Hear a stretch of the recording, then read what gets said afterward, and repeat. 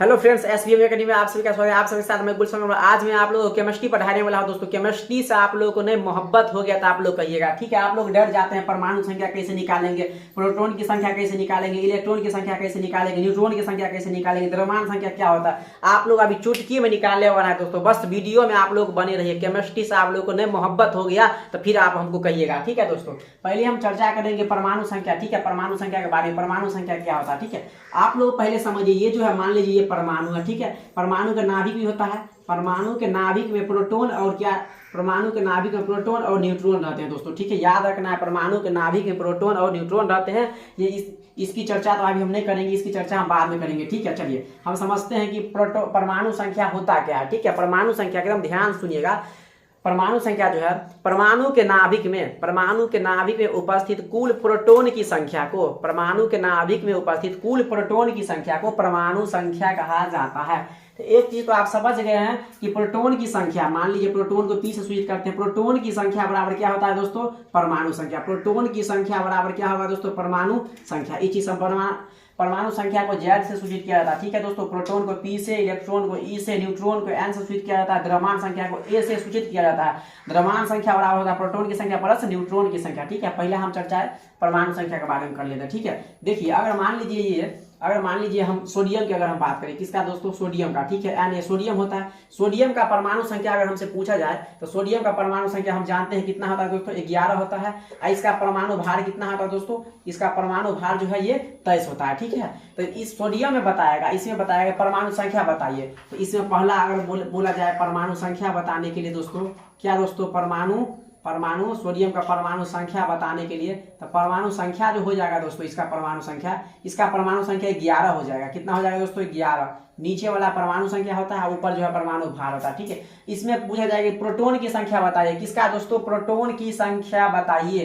तो अभी आप पढ़े हैं ना कि परमाणु के नाभिक में उपस्थित कुल प्रोटॉन की संख्या को परमाणु संख्या कहा जाता है, ठीक है। तो परमाणु के नाभिक मान लीजिए परमाणु संख्या अगर 11 है तो प्रोटॉन की संख्या भाई कितना होगा, 11 होगा। लिखेंगे यहाँ पर प्रोटॉन की संख्या भी कितना होगा दोस्तों, 11 होगा। प्रोटॉन की संख्या बराबर क्या होता है, परमाणु संख्या। यहाँ पर नोट कर लीजिए, प्रोटॉन की संख्या बराबर होता है परमाणु संख्या, ठीक है। अब देखिए, जितना प्रोटॉन होगा उतना ही इलेक्ट्रॉन होगा।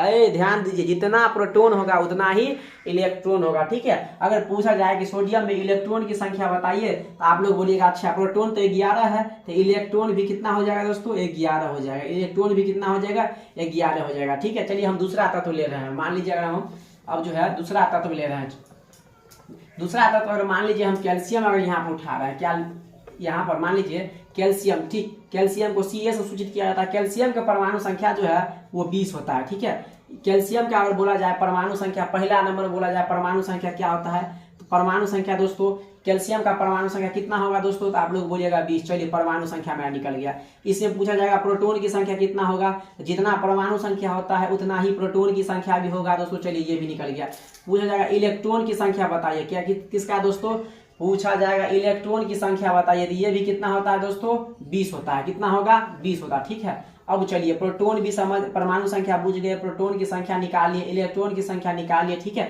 अब यहाँ पर मुद्दा उठेगा कि न्यूट्रॉन की संख्या कैसे निकालेंगे, ठीक है। न्यूट्रॉन परमाणु संख्या बराबर प्रोटॉन की संख्या बराबर इलेक्ट्रॉन की संख्या, ठीक है। यहाँ पर कोई दिक्कत तो आप लोगों को नहीं है, ठीक है। चलिए अब जो है हम न्यूट्रॉन की संख्या निकालना सीखेंगे। न्यूट्रॉन की संख्या क्या होता है, न्यूट्रॉन की संख्या दोस्तों अलग होता है, ठीक है। न्यूट्रॉन की संख्या परमाणु संख्या के बराबर में नहीं होता है, आप लोग याद रखिएगा, ठीक है।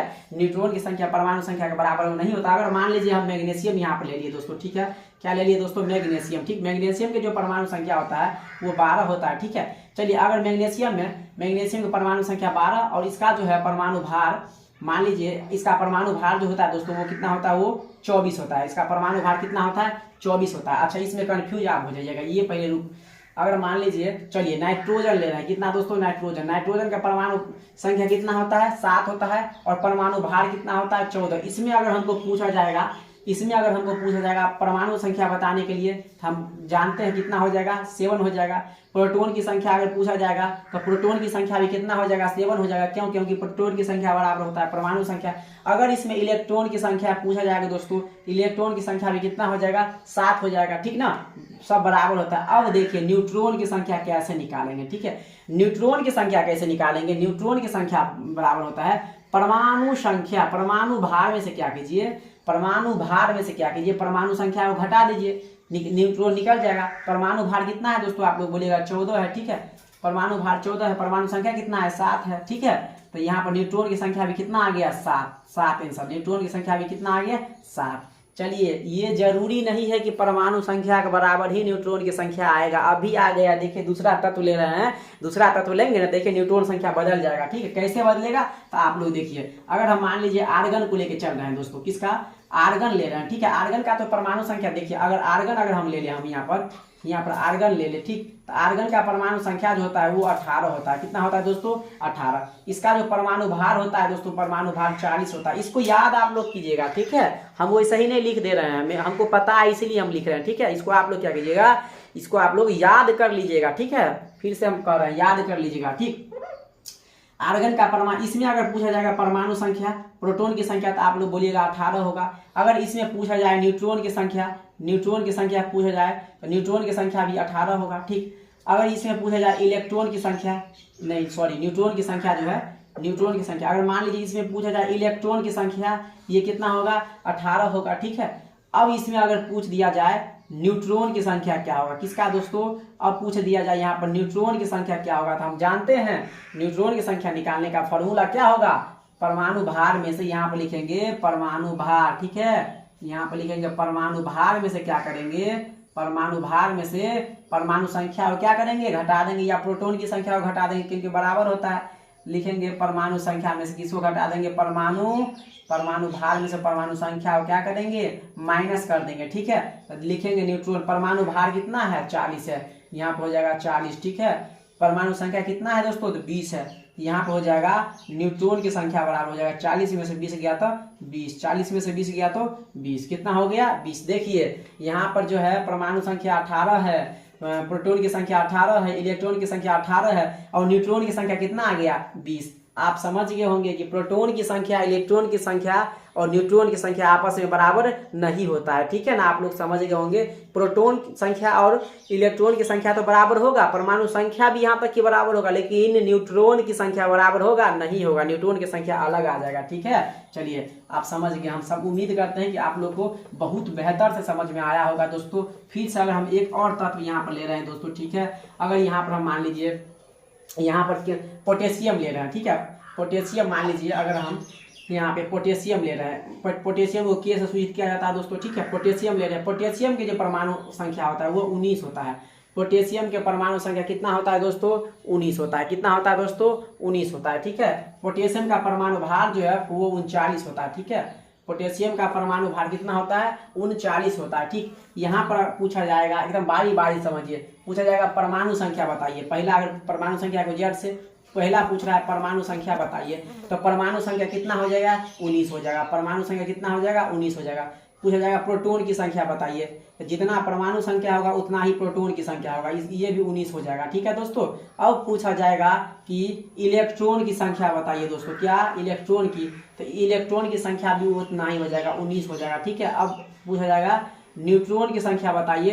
न्यूट्रॉन की अगर संख्या पूछा जाएगा तो आप लोग ध्यान रखिएगा, न्यूट्रॉन की संख्या आप लोग कैसे निकालेंगे, न्यूट्रॉन की संख्या कैसे निकालेंगे, आप लोग यहाँ पर ध्यान दीजिएगा।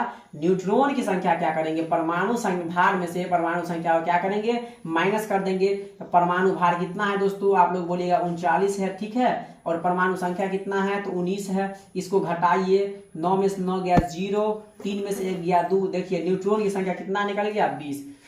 परमाणु संख्या भी, प्रोटॉन की संख्या भी, इलेक्ट्रॉन की संख्या भी निकल गया और न्यूट्रॉन की संख्या भी निकल गया। बोलिए आप लोग समझ गए हैं कि नहीं समझ गए? ठीक है।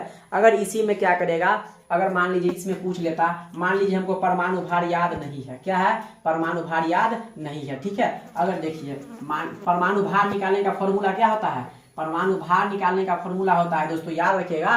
परमाणु भार निकालने का, परमाणु अगर भार पूछा जाए, परमाणु भार क्या होगा?